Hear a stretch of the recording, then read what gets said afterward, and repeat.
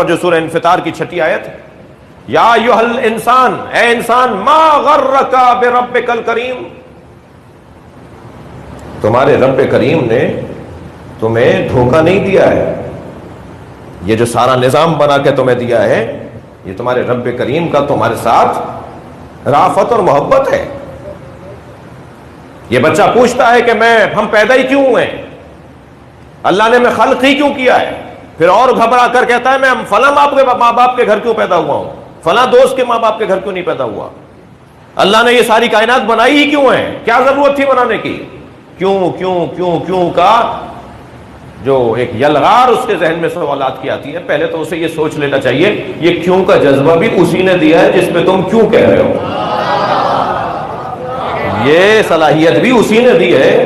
کہ تم کیوں بول رہے ہو، ورنہ بہت سارے ہیں تمہارے علاوہ جن کو کیوں بولنے کی اجازت نہیں ہے،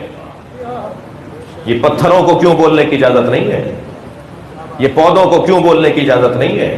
یہ جانوروں کو کیوں بولنے کی اجازت نہیں ہے، یہ فرشتوں کو کیوں بولنے کی اجازت نہیں ہے، تمہیں تو اس پہ شکر ادا کرنا چاہیے کہ تمہیں وہ بنایا ہے جو کیوں بولنے کی صلاحیت رکھتا ہے۔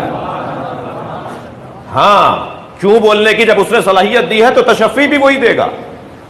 جب پیاس کا جذبہ اس نے دیا ہے تو اور بھوک کا جذبہ دیا ہے تو غذا کا انتظام بھی وہ کرے گا،